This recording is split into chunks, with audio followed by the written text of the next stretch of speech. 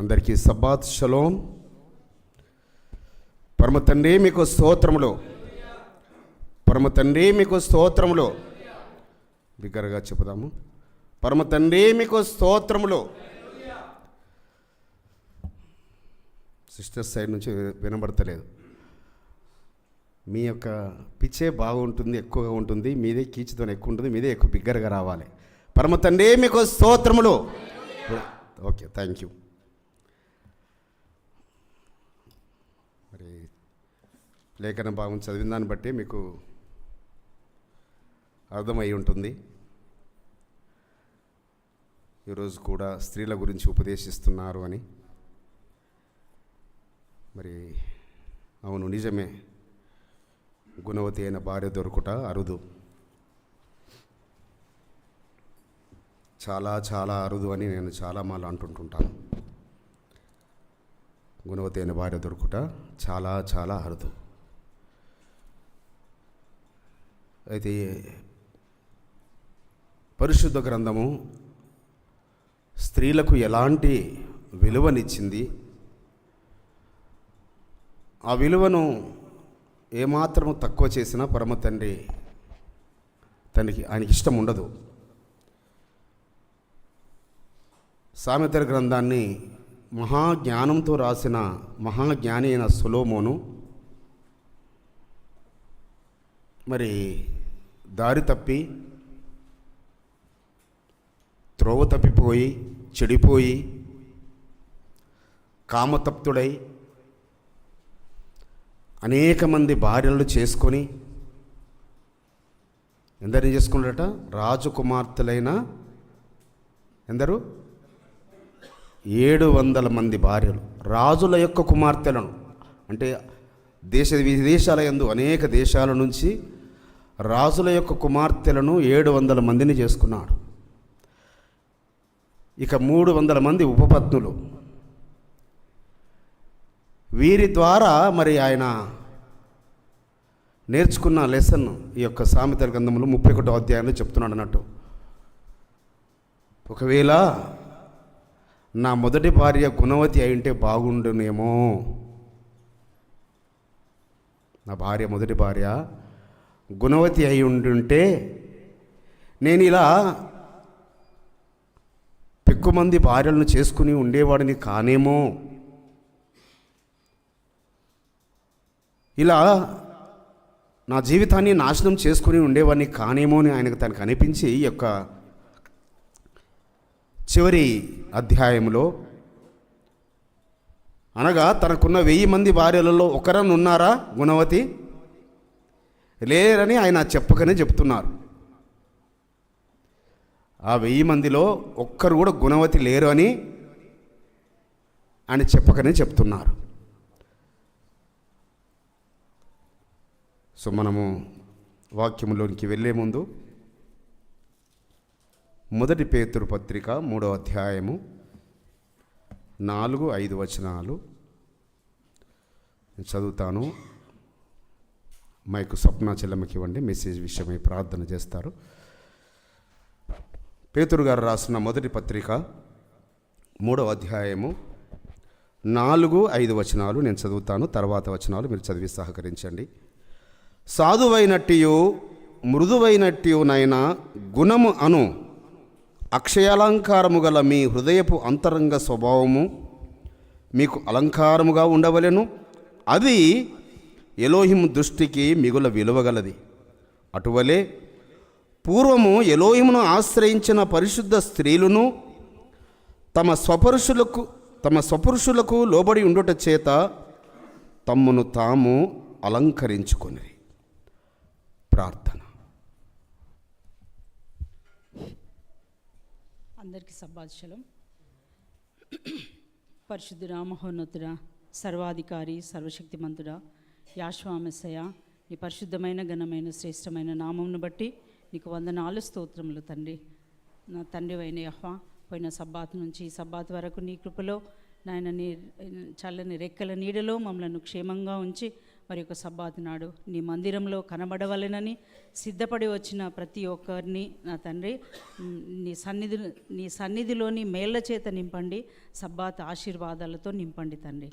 యాషమెస్సయా స్తుతులకు పాత్రుడా, స్తోత్రాలకు అర్హుడా, పూజనీయుడా, ఆరాధనకు యోగ్యుడా, పరిశుద్ధతను బట్టి మహనీయుడా, స్తుతికీర్తనను బట్టి పూజనీయుడవైన యెహోవా, నీ వంటి వారు లేరు నాయన.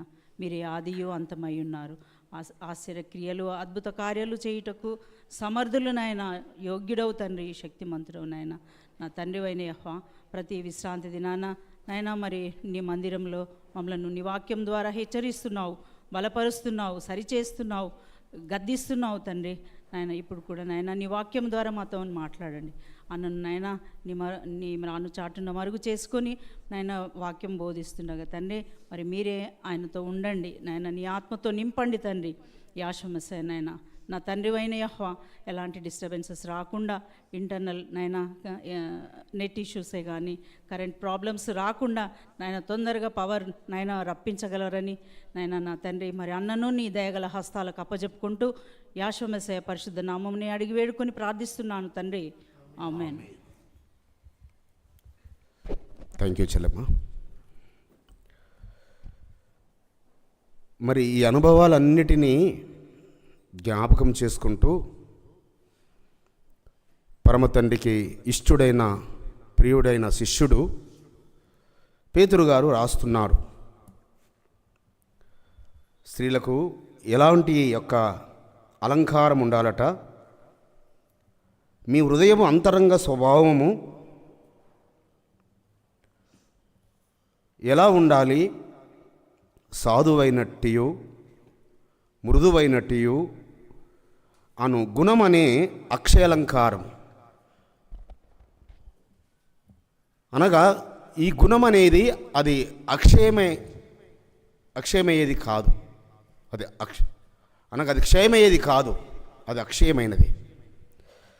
కాబట్టి మళ్ళీ 5వ వచనంలో ఇంకొక మాట కూడా చెప్తున్నాడు, లోబడుట. ఈ 3 విషయాల గురించి మనం ఈ దినమున ధ్యానించుకుందాము. సాధువైనట్టియు మృదువైనట్టియు మరియు విధేయత. లోబడుట అనగా విధేయత, విధేయురాలుగా. ఈ 3 కలిగి ఉన్న స్త్రీలు, మరి సాధు అనగా శాంతమూర్ధనులు అని, శాంతవర్ధనులు అని, వారు అందరితో శాంతిగా సమాధానముగా ఉండేవారని అర్థం. సాధువైనట్టు అనగా అందరితో వారు సమాధానమని కోరుతారు, అందరితో వారు శాంతితోనే ఉంటారు, ఏ ఒక్కరితో కూడా భేదప్రాయము కోరుకోరు. మృదువైనట్టు అనగా మరి మృదు అనగానే స్త్రీల యొక్క లక్షణం. మృదు స్వభావులు స్త్రీలు అనగానే పరమ తండ్రి వారిని మృదువుగా మరి నాజుగ్గా వారిని సృష్టించాడు. కాబట్టి మృదు అనగా సాత్వికానికి సాదృశ్యముగా కనపడుతుంది. మృదుత్వం అనగా సాత్వికము. ఇక లోబడి ఉండుట అంటే మనకు అందరికీ తెలిసిన విషయమే. మరి విధేయురాలం అవడం. కొన్ని మాటలు మనము గ్రంథం నుంచి చూసుకుని, మరి పరిశుద్ధ గ్రంథంలో ఒక 2 స్త్రీల గురించి నేను ధ్యానించాలని ఆశపడుతున్నాను. ఒక 2 స్త్రీలని, ఎక్కువ మంది స్త్రీలను కాకుండా చాలామంది స్త్రీలు ఉన్నారు. అక్కడే రాస్తున్నాడు, పూర్వం ఎలోహిమును ఆశ్రయించిన పరిశుద్ధ స్త్రీలు తమ స్వపురుషులకు లోబడి ఉండటం చేత తమను తాము అలంకరించుకొనిరని ఆయన రాస్తున్నాడు. అనేకులైన పరిశుద్ధురాండ్రైన స్త్రీలు ఉన్నారు.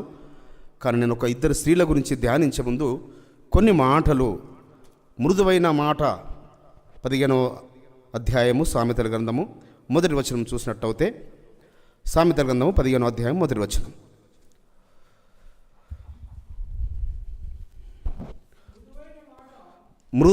మైక్ పెట్టుకోండి కదా, ఎవరు చదివినా. మృదువైన మాట క్రోధమును చల్లార్చును, నొప్పించు మాట కోపమును రేపును. ఓకే, మనకు నొప్పించు మాటతోనే కోపము రేపేదాంతో ఇక్కడ అవసరం లేదు. మృదువైన మాటనట ఏం చేస్తుందట? క్రోధమును అనగా అంటే కోపం అనగానే కోపంతో ఉండడం. క్రోధం అనగా ఇంకా అగ్నిహోత్రుడయ్యాడు అంటారు చూడండి. అమ్మో కోపంతో ఊగిపోయాడంటారు. సో కాబట్టి మృదువైన మాట ఎంత పెద్ద కోపాన్నైనా, ఎలాంటి పరిస్థితులనైనా అది ఆ కోపాన్ని చల్లారుస్తుంది. కీర్తనకారుడు ఒక చక్కటి మాట రాస్తాడు. 55వ అధ్యాయము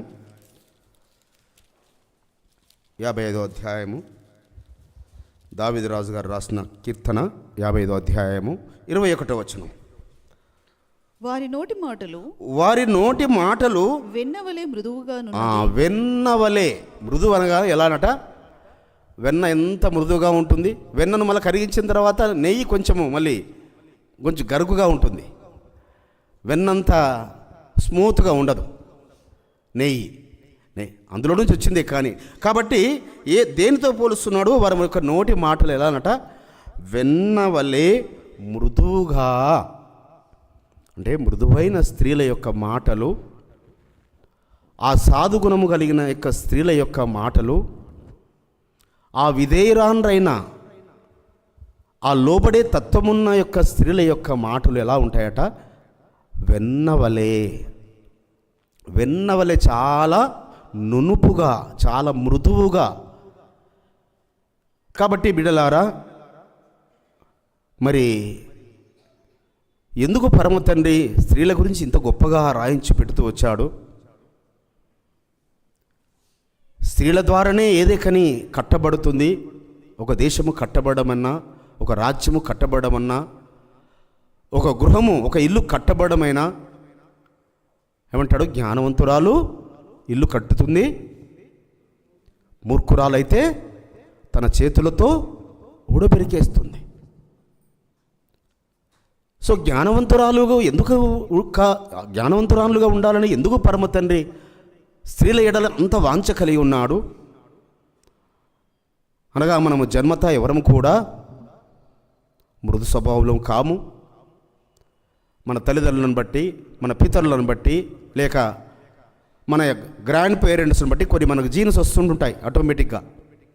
కొందరికి మూర్ఖంగా వాదించే తత్వము, కొందరికి తనకు తెలిసిందే ఇంకా గొప్పది, ఇంకా వేరే వాళ్ళది ఏది తెలియదు అని అనుకునే భావము, కొందరికి గయ్యాలితనము, కొందరికి మొండితనము, కొందరు అతి మూర్ఖ స్వభావులు. ఇలా పురుషులైనా స్త్రీలైనా ఎవరైనా. కానీ అందుకే యాకోబు పత్రికలో ఒక మాట యాకోబు గారు రాస్తారు. యాకోబు పత్రిక 3వ అధ్యాయము 8వ వచనం. యాకోబు పత్రిక 3వ అధ్యాయము 8వ వచనం. ఏ నరుడును నాలుకను సాధు చెయ్యనేరడు. అది మరణకరమైన విషముతో నిండినది. అది నిరర్గలమైన దుష్టత్వమే. ఏంటట? ఏ నరుడట ఏమంటున్నాడు? ఈ భూమి మీద ఉన్న ఏ నరుడైనా, అంటే ఏ మానవుడైనా అనగా పురుషుడైనా స్త్రీ అయినా తన నాలుకను సాధువు చేయడం అసాధ్యమట. ఇట్ ఈస్ హైలీ ఇంపాసిబుల్ అంటుంటాం కదా అక్కడక్కడ. చింత చచ్చినా పులుపు చావలేదు వారిలో. వాడికి ఎన్ని శ్రమలు వచ్చినా వాడిలో మార్పు లేదు. వారికి ఎంత శ్రమలు వచ్చినా, ఆ కుటుంబం ఎన్ని వేదన లేకుండా వచ్చినా వారిలో మార్పు లేదని మనం అక్కడక్కడ వింటుంటుంటాం. అనగా ఏ నరుని యొక్క నాలుక సాధువు చేయడము అసాధ్యమట. కానీ ఎవరికి సాధ్యము? పరిశుద్ధాత్మ చేత నింపబడి, పరిశుద్ధ ఆత్మ అగ్ని చేత ఆవరించబడి, పరిశుద్ధ రక్తములో కడగబడిన బిడ్డలకు సాధ్యం. ఇది లోకంలోని అన్యులకు అసాధ్యము. ఆయనను ఎరగని వారికి ఇది అసాధ్యము బిడ్డలారా. ఎందుకంటే వాని గర్వాన్ని తగ్గించుకోడు, వాని హెచ్చింపును తగ్గించుకోడు, వాడి గొప్పతనాన్ని తగ్గించుకోడు. ఏదో అంటుంటారు, మా తాతలు నేతులు తినేవారు, నెయ్యి తినేవారు, నెయ్యి త్రాగేవారు, మా యొక్క నోర్లు వాసన చూడండి. అలాంటి స్వభావము లోకస్తులది. కానీ ఆయన రక్తములో కడగబడిన బిడ్డలది సాధువు చేయడము సాధ్యము. వారి నాలుకలు సాధువు చేయడము అది సాధ్యము. యోవేలు గ్రంథంలో ఒక మాట యోవేలు ప్రవక్త రాస్తాడు, 2వ అధ్యాయము 16వ వచనం. జనులను సమకూర్చుడి. కాదమ్మా, ఆ ఓన్లీ మధ్య నుంచి మాత్రమే. పెళ్లి కుమారుడు దగ్గర నుంచి. పెళ్లి కుమారుడు అంతఃపురములో నుండి పెళ్లి కుమార్తె గదిలో నుండి రావలయును. పెళ్లి కుమారుడు ఎక్కడి నుంచి వస్తాడు? అంతఃపురంలో నుంచి వస్తుంటుంటాడు. అనగా మన రారాజైన, మన వరుడైన, మన పెళ్లి కుమారుడైన యాషువ ఆయన అంతఃపురంలో నుంచి రాబోతున్నాడు. అయితే పెళ్లి కుమార్తె ఎక్కడి నుంచి రావాలి? పెళ్లి కుమార్తె ఎక్కడి నుంచి రావాలి? గదిలో నుంచి రావాలి. అనగా ఈ సాధువైనట్టు, ఈ మృదువైనట్టు, ఈ విధేయురాలయ్యే ఈ యొక్క స్త్రీ ఎక్కడ సిద్ధపడాలి? ఎక్కడి నుంచి రావాలి? గదిలో నుంచి రావాలి. గది అనగా దేనికి సాదృశ్యము? ప్రార్థనా జీవితం. గదిలో ఏమంటాడు? మీరు ప్రార్థన చేసినప్పుడు ఏకాంతముగా మీరు గది తలుపులు వేసుకొని మీ బాధ, మీ దుఃఖము, మీ కన్నీరు రహస్యమందు చూచున్న తండ్రికి మీరు మొరపెట్టండి. అనగా రహస్యమందు గదిలో ఏ స్త్రీ అయితే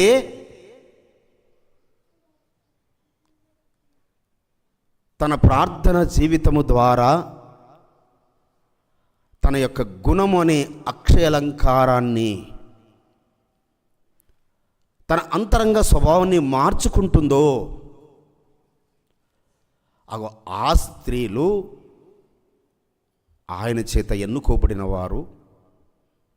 ఆ స్త్రీలు ఆ పూర్వపు ఉన్న, అందుకే అక్కడ 1 పేతురు పత్రికలు అంటుంటాడు కదా, 5-6 వచనాలు ఒకసారి చదవండి. 3వ అధ్యాయంలో.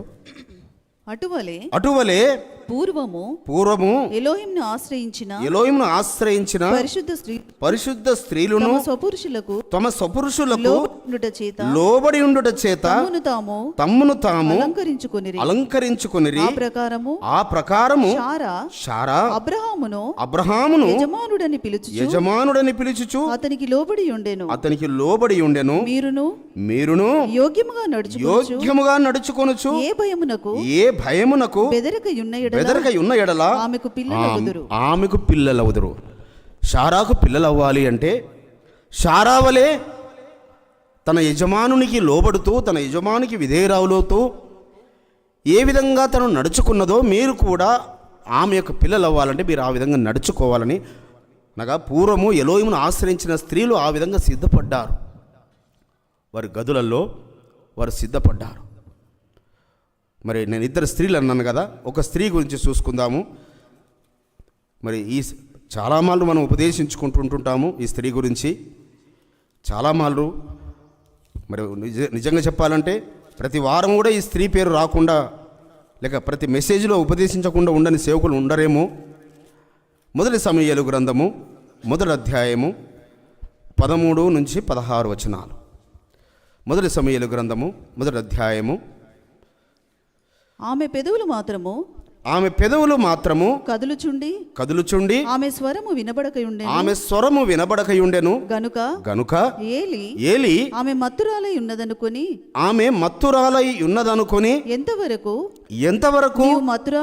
నీవు మత్తురాలవయుందువు, నీవు ద్రాక్షారసమును నీ యొద్ద నుండి తీసివేయుమని చెప్పగా హన్నా అది కాదు నా ఏలినవాడా, నేను మనోదుఖము గలదాననై యున్నాను.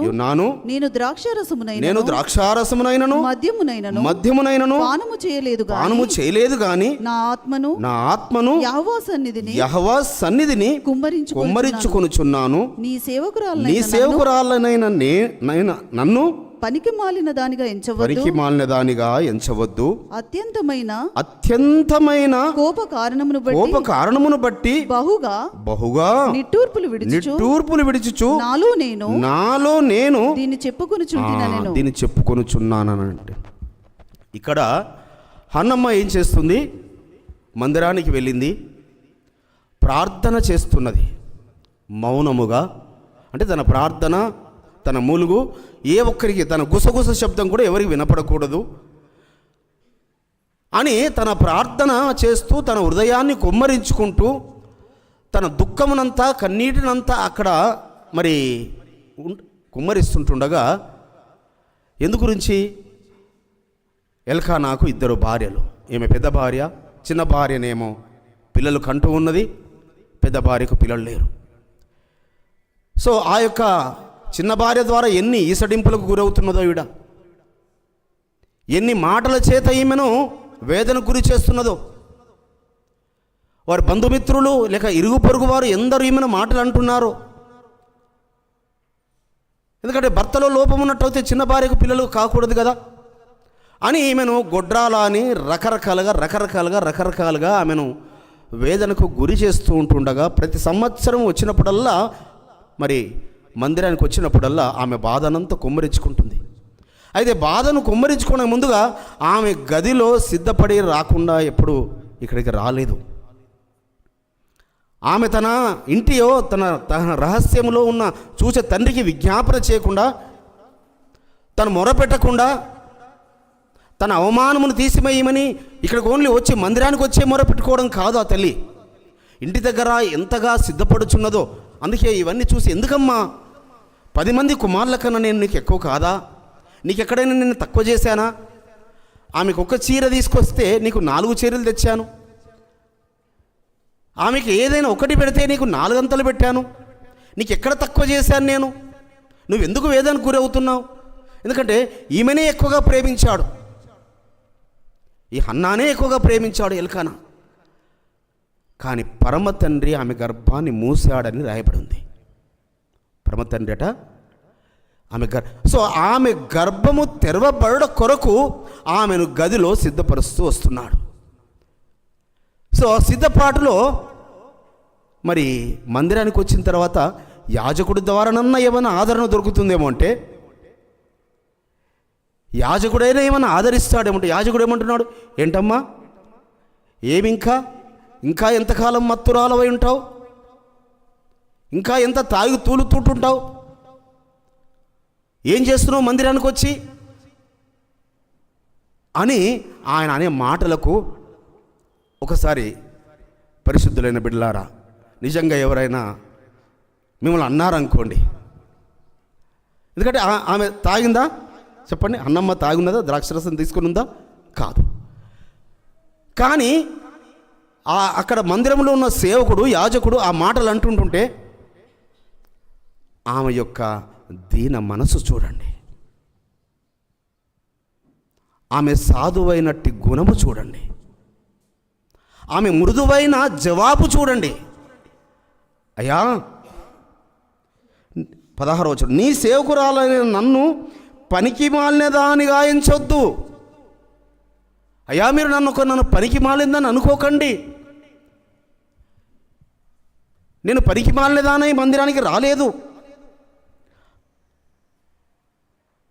15వ వచనం చూసినట్టయితే, నీ సేవకురాలనైనా నేను చదువుతాను 15వ వచనంలో, అది కాదు నా ఏలినవాడా, నేను మనోదుఃఖము గలదాననై ఉన్నాను.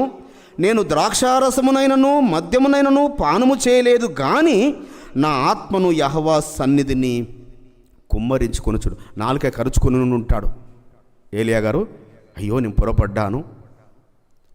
ఆ భక్తురాలను పట్టుకొని, ఆ పరిశుద్ధురాలను పట్టుకొని, నీతిమంతురాలను పట్టుకొని నేను తాగి తూలిందని అనుకున్నాను. ఎందుకంటే నా కొడుకులు తాగుబోతులు కదా. ఆ సేవకుడి యొక్క కొడుకులు ఎవరు? తాగుబోతులు కదా, వాళ్ళు తిరుగుబోతులు కదా వారు. సో ఈయన కూడా తన కుమారుల వలె ఈ యవనస్తురాలు కూడా అలా అని అనుకున్నాడు. మరి కళ్ళు మసకబారి లేక ముసలివాడై ఆ మాట పలికాడో అది ఏది కానీ, ఏమి పలికినప్పటికీ ఆమె యొక్క ఉన్నతమైన జవాబు చూడండి. ఏదో ఊరికనే హన్నమ్మకు మొక్కుబడి చేసుకుంది కాబట్టి, అయ్యా నా నిందను తీసేసేయండి, నాకు మగ శిష్యుని ఇస్తే మీ సేవకు మందిరంలో సమర్పిస్తానని అన్నదాన్ని బట్టి పరమ తండ్రి ఆమె గర్భమును తెరిచినట్టు కాదు సుమా, ఆమె గదిలో చేసిన ప్రార్థన,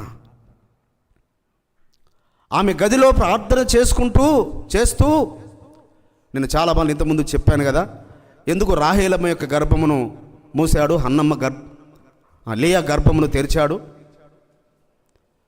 రాహేలు నేను అందగత్తెనని గర్విష్టి, తన గర్వాన్ని అణచడానికి కొరకు రాహేలమ్మను గొడ్రాలుగా ఉంచాడు పరమ తండ్రి. అదేవిధంగా మరి హన్నమ్మ గురించి మరి ఆమె అక్కడ గర్విష్ఠురాలని కానీ ఏదని రాయబడి లేదు. కానీ ఆమె ఇచ్చిన జవాబును బట్టి, సేవకుడికి యాజకుడికి ఆమె ఇచ్చిన జవాబును బట్టి, అయ్యా నేను మద్యపానం చేయలేదు కానీ నా ఆత్మను యెహోవా సన్నిధిని కుమ్మరించుకుంటున్నాను, నీ సేవకురాలను నన్ను పనికి మాలిన దానిగా ఎంచవద్దు, అత్యంతమైన కోప కారణమును బట్టి బహుగా నిట్టుడి. ఎవరు కోప కారణము? అత్యంతమైన కోపం ఎవరు ప్రదర్శిస్తున్నారు? చూసావా, మగుడు నిన్నే ఎక్కువ ప్రేమిస్తున్నాడు, నీకే ఎక్కువ మంచి మంచి వస్తువులు తెస్తున్నాడు, నీకే మంచి వెలగల చీరలు తీసుకొస్తున్నాడు, అయినా నువ్వు గొడ్రాలు దానివి అని ఆ పెనిన్న మరి ఎన్ని మాటలు అంటుందో. సో ఎంత కోపముతో ఈమెను అవమానాల ఆమె చేయడమే కాదు, ఆమె సంతానముతో, ఆమె బంధువులతో ఎంత అవమానాల పాలు గురి చేసిందో. అయితే ఈ తల్లి ఆమెలో ఏమీ డెవలప్ చేసుకుంది? సాధువైనట్టి, మృదువైనట్టి ఆ గుణమనే అక్షయాలంకారాన్ని యొక్క హన్నమ్మ మరి ఇజ్రాయిళ్లకు సూచనగా కనపడుతుంది. ఇజ్రాయేల్ స్త్రీలకు, ఇజ్రాయేల్ రాళ్ళకు ఒక సూచనగా కనపడుతుంది. ఎందుకు? ఇజ్రాయెల్ను ఏలబో రాజులను అభిషేకించడానికి కొరకు హన్నమ్మ గర్భమున పరమ తండ్రి సమూయేలు ఉంచాడని. హన్నమ్మ కాదు కదా, పెనిన్న కాదు కదా, ఎల్కానా కాదు కదా, ఏలి కాదు కదా, ఎవరు ఊహించి ఉండరు. ఏలి యొక్క కుమారులకు ఏలికి తలకొరివి పెట్టేవాడే ఈమె గర్భంలో వస్తాడని ఏలి ఆ మాటలు అన్నప్పుడు ఊహించి ఉండడు. ఆమెను అపహాస్యము చేశాడు, చూశాడు, హేళన చేశాడు, చూశారా ఏలి. తర్వాత ఎంత పశ్చాత్తాపడి ఉంటాడో. అలాంటి శ్రేష్టమైన బహుమానమును ఆ సమూయేలును ఆమె పొందుకున్న తర్వాత అలంకరించుకుంటూ వచ్చినప్పుడు ఆమె ప్రసన్నురాలైంది కాబట్టి పరమ తండ్రి ఆమెను దర్శించాడు. ఆమెకు గర్భమును తెరిచి బహుమానమును. కాబట్టి ఆమె మరి హన్నమ్మ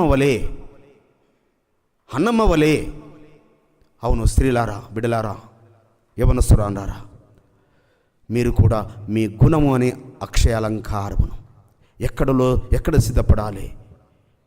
పెండ్లి కుమారుడు అంతఃపురములోను చూస్తుంటాడు. పెండ్లి కుమార్తె అనగా ఓన్లీ స్త్రీల గురించేనా ఇక్కడ రాయబడింది యోవేలు గ్రంథంలో? పురుషులు కాదా పెండ్లి కుమార్తెలు? పెండ్లి కుమార్తెలుగా ఎదగాల్సిన వారు పురుషులు కాదా? కానీ ఇక్కడ నేను ఎందుకంటే టాపిక్ ఎన్నుకున్నది స్త్రీల గురించి కాబట్టి నేను స్త్రీల గురించి మాట్లాడుతున్నాను. సో కాబట్టి గుణము అనే ఆ యొక్క క్యారెక్టర్ అనే అక్షయాలంకారము చూడండి. 1000 సంవత్సరాలు గడిచిన హన్నమ్మ సమూయేలు కని 1000 సంవత్సరాలు గడిచిన ఆమె పేరు ఈరోజు వరకు మారుమోగుచున్నది. ఈరోజు వరకు ఆమె గురించి తలంచని వారు ఎవరుండరు. గర్భఫలాలు కావాల్సిన వారందరూ అయ్యా, ప్రతి యవనసురాలు, ప్రతి భర్తలు, అయ్యా హన్నమ్మ గర్భం తెరిచారు కదా, నా భార్య గర్భము తెరవండి, అయ్యా అన్నమ్మ గర్భము తెరిచారు కదా, నా గర్భం తెరవండి అని ప్రార్థన చేయని స్త్రీలు ఎవ్వరూ ఉండరు. కాబట్టి ప్రతి నోట 1000 సంవత్సరాలు గడిచిన, ఎందుకనగా ఆమె అక్షయాలంకారము కలిగి ఉన్న స్త్రీ. క్షయమైపోయేది కాదు ఆమె అలంకరణ. అందుకే అక్కడ అంటుంటాడు పేతురులో పత్రికలో, జడలు అల్లుకొనుటయు, వస్త్రములు కట్టుకొనుటయు, బంగారు నగలు పెట్టుకొనుటయు అలంకారముగా ఉండక, అంటే ఆ అలంకారం అవసరం లేదని కాదు బిడ్డలారా, అది ముఖ్యము కాదు. ముఖ్యమైంది సాధువైనట్టు, మృదువైనట్టు, లోబడే తత్వము, విధేయురాలయ్యే తత్వము. సో ఆమె భర్తకు విధేయురాలు అవుతున్నది, తన తోటి మరి ఆ యొక్క భార్య అంటున్న మాటలకు పడుతున్నది. చివరికి వచ్చి సేవకుడు అక్కడ రాయబడిన మాటలు కొన్నే కానీ ఇంకెన్నెన్ని మాటలు అన్నాడో ఏలిగారు. ఎందుకంటే నోటి దురుసుతనము కనబడుతుంది అక్కడ ఆయనది. సరి అయిన విధంగా ఆమెను కనిపెట్టక మత్తురాలెవరో ప్రార్థన ఎవరు చేస్తున్నారో అర్థం చేసుకోలేని స్థితి. కాబట్టి ఆ నోటి దురుసుతనంతో ఇంకా ఎన్ని మాటలు ఆ తల్లిని అన్నాడో, కానీ అన్ని మాటలకు కూడా ఆమె రియాక్ట్ అవ్వలేదు. ఏంటయ్యా నువ్వు ముసలుడు అయిపోయినావు, నీ కళ్ళు కనబడతలేవా, నా దగ్గరకు వచ్చి చూడు, నా నోరు వాసన చూడు అని అన్నదా? నిన్ను మత్తురాళ్ళని వచ్చి స్మెల్ వాసన చూడు అన్నదా? ఏంటయ్యా నా మందిరంలో నేను నా కన్నీరు కనబడతలేదా నీకు? నా వేదన నా దుఃఖం నీకు కనబడతలేదా? నేను గొడ్రాళ్ళని నీకు తెలవదా అని ఇలాంటి మాటలు అన్నదా? అయ్యా నేను సంతానం గురించి విజ్ఞాపన చేస్తున్నాను, దయచేసి మీరు కూడా నన్ను ఆశీర్వదించండి. 18వ వచనంలో అంట చూడండి, 18వ వచనం. ఆమె అతనితో నీ సేవకురాలనైన నేను నీ దృష్టికి కృప నొందుదును. అయ్యా అన్ని మాటలను ఆయనను పట్టుకొని, అయ్యా నేను నీ దృష్టికి కూడా నేను కృప నొందుదును గాక. ఎందుకంటే బిడ్డలారా, ఎలోహిం దృష్టికి నేను కృప నొందుకుంటే చాలు, ఆయన దృష్టికి నేను నీతిమంతురాలుగా ఉంటే చాలు అని అనుకుంటుంటారు. కానీ యాషువ మెస్సీయ వారికే ఈ భూలోకంలో ఉన్నప్పుడు ఎవరి దయ అవసరం వచ్చిందట? లూకాసు వార్త 2వ అధ్యాయం చివరి వచనంలో చూడండి. లూకాసు వార్త 2వ అధ్యాయం 52వ వచనంలో యాషువ జ్ఞానమందును వయస్సునందును ఎలోహిం దయయందును మనుషుల దయయందును వర్ధిల్లుచుండెను. ఓన్లీ ఎలోహిం దయ ఉంటే సరిపోలేదు, మనుషుల దయ అవసరం. అయ్యా నేను నీ వలన కూడా కృపనుందును గాక. నేను ఆయనకు మొక్కుబడి చేసుకున్నానయ్యా, నా హృదయాన్ని కొబ్బరించుకున్నాను, నాకు ఒక మగ శిష్యును దయచేయమని. అయ్యా సేవకుడవైనా మా యాజకుడవైన ఏలీ గారు, నేను నీ వలన కూడా కృపనొందును గాక. మీరు కూడా నన్ను దీవించండి, మీరు కూడా నన్ను ఆశీర్వదించండి, మీరు కూడా నా పక్షమున విజ్ఞాపన ప్రార్థన చేయండి. సో కాబట్టి ఇక్కడ ఆమె అనుకువ బుద్ధి, ఆమె మృదు స్వభావి, ఆమె సాధువైనట్టు గుణము, ఆమె లోబడే తత్వము, ఇవన్నీ మనకు అవును నేను కూడా ఇవి కలిగి ఉండాలి కదా. నేను నా భర్తకు, నా పరమభర్తకు నేను విధేయురాలను అవ్వాలి కదా. నా భర్తకు నేను కనులు కప్పవచ్చునేమో, కానీ నేను పరమభర్తకైతే నా కనులు కప్పలేను కదా. నా భర్త ఎదుట నేను అబద్ధాలు ఆడొచ్చునేమో, నా భర్త ఎదుట నేను నమ్మకస్తురాలుగా నటించొచ్చునేమో. ఎందుకంటే కొందరు చూస్తే చాలా మృదువైన వారుగా కనపడుతుంటుంటారు. అసలు వీరి నోటి గుండా మాట వస్తుందా, ఈమె భర్తను మాటలు అంటదా అన్నట్టుగా వారి యొక్క వేషధారణ అలా ఉంటుంది. కానీ పరలోకపు తండ్రి చూస్తుంది పై వేషధారణ కాదు బిడ్డలారా, మన హృదయ అంతరంగ స్వభావం, గుణము అనే అక్షయ అలంకారం, గుణం అనే అక్షయ అలంకారం. ఇక ఇంకొక స్త్రీ గురించి నేను చెప్తాను. ఈ స్త్రీ గురించి చాలా ఎక్కువైపోయినట్టుంది.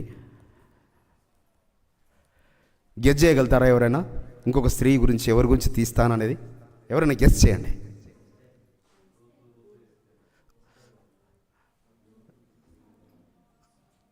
ఎస్తేర్ అన్న వాళ్ళు చేతులు ఎత్తండి, రూతు అన్న వాళ్ళు చేతులు ఎత్తండి. రూతు గురించి ధ్యానిస్తుంది. ఎందుకనగా ఎస్తేర్ కూడా ఆమె అన్యురాలు కాదు. ఇక్కడ ఒక అన్యురాలను ఎంచుకున్నాను నేను. రూతమ్మ ఒక మోయాబీయురాలు. అంటే ఆయన బిడ్డలకే కృప చూపుతాడు ఆయన, ఇజ్రాయేల్ ఎడలనే కార్యం చేస్తాడు ఆయన, ఇజ్రాయేల్ ప్రజలకే మేలు చేస్తాడు ఆయన. రూతమ్మ ఎవరు?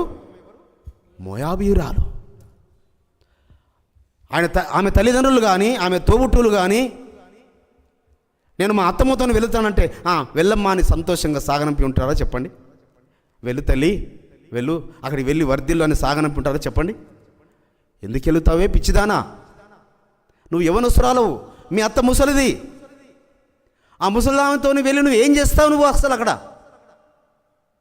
నువ్వు ఇక్కడ హాయిగా పెళ్లి చేసుకొని పిల్లలు కానీ నీ వంశమును వృద్ధి చేసుకోవచ్చు కదా అని తల్లిదండ్రి ఆమెను అని ఉండరా? స్నేహితురాలు అని ఉండరా? తోబుట్టువులు అని ఉండరా? ఎవరెన్ని మాటలు అన్నప్పటికీ, ఎవరెన్ని మాటలు చెప్పినప్పటికీ ఇజ్రాయేల్ ఎలోహిమందు ఆమె విశ్వాసం వచ్చింది. భూమి ఆకాశం కలగజేసిన సృష్టికర్తన యెహోవా యందు విశ్వాసం ఉంచింది. అంతేగాని మళ్ళీ ఆమె అక్కడికి వెళ్ళి నేనేదో పెళ్లి చేసుకుంటాను, ఇక్కడ యూదితు గుర్తొచ్చి ఉంటుంది ఆమెకు. యూదితు ఒక గ్రంథం ఉంది కదా, మనకు తెలుసు కదా. యూదితు అని ఆవిడ 22వ ఏట భర్త చనిపోతే దాదాపుగా 80 సంవత్సరాలు ఆమె విధవరాలుగా ఉండి సంవత్సరమునకు 300 రోజులు ఉపవాసం ఉండి ప్రార్థన చేసింది. ఎన్ని రోజులు? దాదాపుగా సంవత్సరానికి 300 రోజులు ఆమె ఉపవాసం ఉండి ఆమె పెళ్లి చేసుకోవచ్చు రూతమ్మలాగా. రూతమ్మ వదలే ఆ యహూది, కానీ ఆమె ఒక ప్రత్యేకమైన పని నిమిత్తము ప్రత్యేకించబడిన ఆవిడ. ఆ యూదీతు ఒక ప్రత్యేకమైన పని నిమిత్తము ఇజ్రాయేల్ ఎలోహిం ఒక స్త్రీ ద్వారా 1,75,000 మంది సైన్యం కలిగిన సైనిక నాయకుణ్ణి చంపించగలడు అని రుజువు కొరకు ఆమెను విధవరాలుగా ఉంచాడు. గోనెపట్టె ధరించుకొని ఓన్లీ సబ్బాతులలో, నెలపడుపులలో, పండుగలలో మాత్రమే భోజనం చేసేదట. సబ్బాతులలో, నెలపడుపులలో అంటే బిడ్డలారా, సబ్బాతులలో, నెలపడుపులలో, పండుగలలో ఉపవాసం ఉండకూడదనేది మీకు చెప్పకనే చెప్తున్నది ఆ యూదితు తల్లి. ఇక మిగతా రోజులన్నీ ఉపవాసమే, ఆమె ఉపవాసమే. కాబట్టి ఇజ్రాయేలుకు ఒక గొప్ప విజయాన్ని అయితే ఇక్కడ రూతమ్మ ఆశతోని వెళ్ళలేదు. నేనేదో అక్కడికి వెళ్ళిన తర్వాత అయితే అత్త యొక్క గది ప్రార్థన చూసింది. ఆమె అత్తతో గడుపుతున్నది కదా, భర్త చనిపోయిన తర్వాత అత్త యొక్క ఏకాంత ప్రార్థన, తన గది ప్రార్థనను చూస్తున్నది ఈవిడ. మా అత్తయ్య ఎలా కన్నీరు కారుస్తున్నది,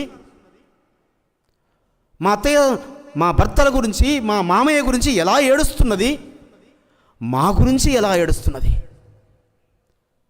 ఆమె కోడళ్ళ గురించి ఏడవకుండా ఉండలేదు సుమా. లేదంటే భర్త చనిపోయిన తర్వాత వెంటనే వాళ్ళు వెళ్ళిపోయి ఉండేవారు. మళ్ళీ ఆమె పాలు తేనెలు ప్రవహించే దేశానికి వెళుతాననే, బెత్లెహేముకు వెళ్తాననే ఆలోచన వచ్చే వరకు వారు ఆమెనే హత్తుకొని ఉన్నారే. అంటే వారు రుచి చూచి ఎరిగారు యెహోవా ఉత్తముడని, వారు అత్త సేవిస్తున్న ఎలోహిం ఉన్నతుడు అని. ఓకే, ఒక ఆమె వదిలిపెట్టి, అత్తను వదిలిపెట్టి వెళ్ళిపోయి ఆమెతో మనకు అవసరం లేదు.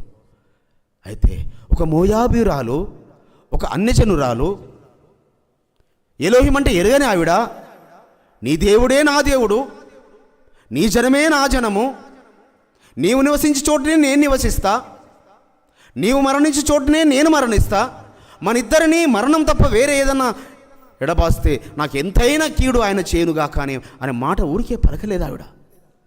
అత్త యొక్క ఆ ప్రార్థన జీవితాన్ని చూసి, అనగా మరి నయోమమ్మ అంటది కదా వచ్చిన తర్వాత, నన్ను నయోమి అనకండి, ఏమనమంటది, నన్ను మారా అని పిలవండి. నేను సమృద్ధి గలదాననై వెళ్ళి రిక్తురాలునిగా వచ్చాను. ఇజ్రాయేల్ ప్రజలందరూ ఆయన పంపిస్తే చెరకు అందరినీ పంపించాడు, కరువు వస్తే అందరినీ పంపించాడు. కానీ ఈమె అతి తెలివి కలదన్నట్టు, నయోమమ్మ మహామేధావి అన్నట్టు. కానీ ఆమె గదిలో ఆమె ఈ విధంగా సాధువైనట్టి గుణమనే అక్షయాలంకారాన్ని నయోమమ్మ ధరించుకున్నది. కాబట్టి ఆ కోడళ్ళ గురించి ఆలోచన, బెత్లెహేముకు వచ్చిన తర్వాత కూడా ఆమె దివారాత్రులు ఆమె ఆలోచన ఎవరి గురించి? తన గురించి కాదు సుమా. నయోమమ్మ తన గురించి ఆలోచించుకుంటుందా? ఎందుకంటే తన అన్నీ మళ్ళీ ఇవ్వబడినాయి, తన ఆస్తి అంతా, తనకు రావాల్సిన పంటలన్నీ ఆమెకి ఇవ్వబడినాయి. కానీ తన క్షణము తన కోడల గురించే ఆలోచన. తన కోడల గురించి ఆలోచన. ఇక ఈ రూతమ్మ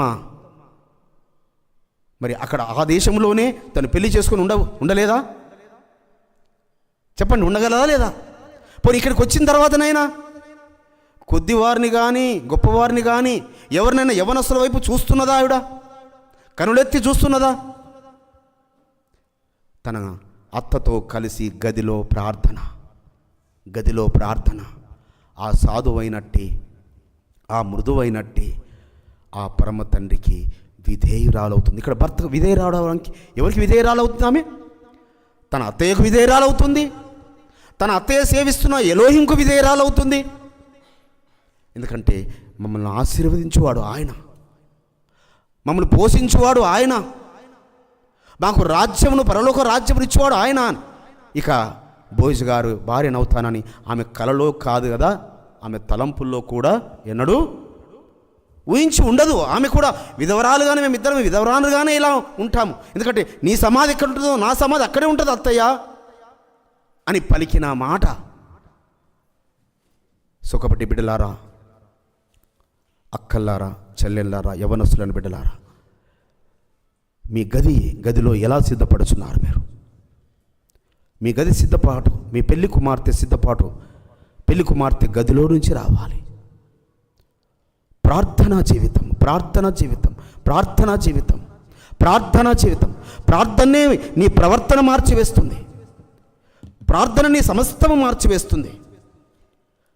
కాబట్టి ఆమె ఆశ్రయించిన ఆ ఎలోహిము నమ్మదగినవాడు.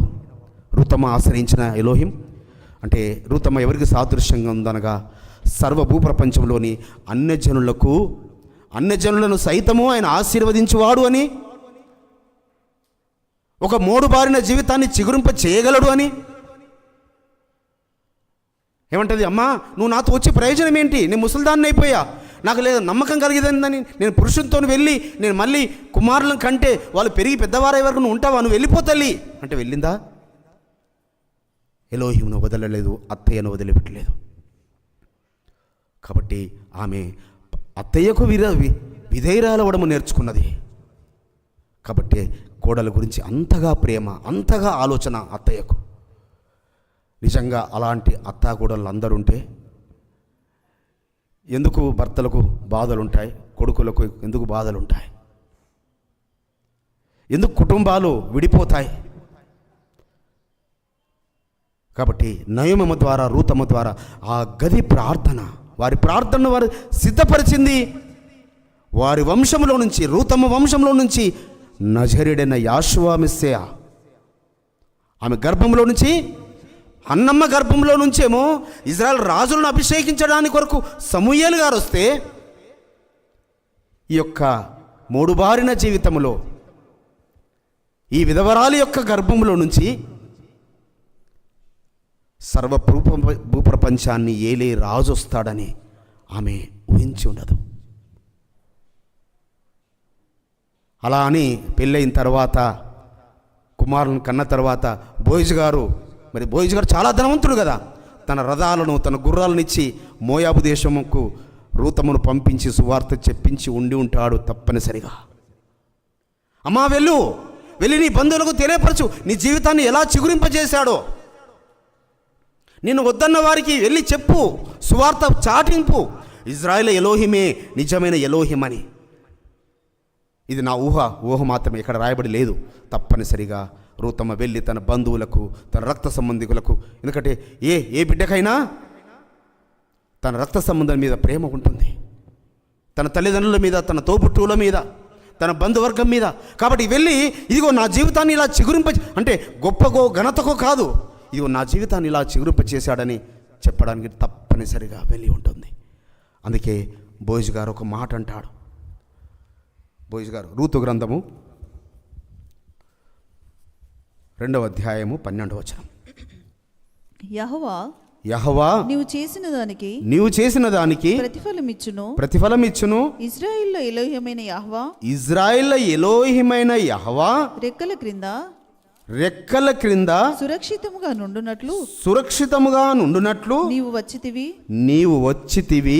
ఆయన నీకు సంపూర్ణమైన బహుమానము ఇచ్చునని ఆమెకు ఆమెకు ఉత్తరం ఇచ్చిన. అమ్మా, నువ్వు ఎవరి దగ్గరకు వచ్చావు? ఇజ్రాయేలీయులమైన యెహోవా రెక్కల కింద సురక్షితంగా ఉండడానికి వచ్చావు కాబట్టి నువ్వు తప్పనిసరిగా బహుమానము పొందుకుంటావు. కాబట్టి ఆమె బహుమానం పొందుకోవడము, ఆ బహుమానములో నుంచి మరి దావీదు రాజు గారి యొక్క తండ్రి రావడము, దావీదు వంశంలోంచి నజరేడిన యాషువ మెస్సీయ బెత్లెహేములో నుంచి రావడము. సో రూతమ్మ ఊహించి ఉండదు, రూతమ్మ తల్లిదండ్రులు బంధువులు ఎవరు ఊహించి ఉండరు. కాబట్టి ఇదంతా దేని వలన సాధ్యమైంది?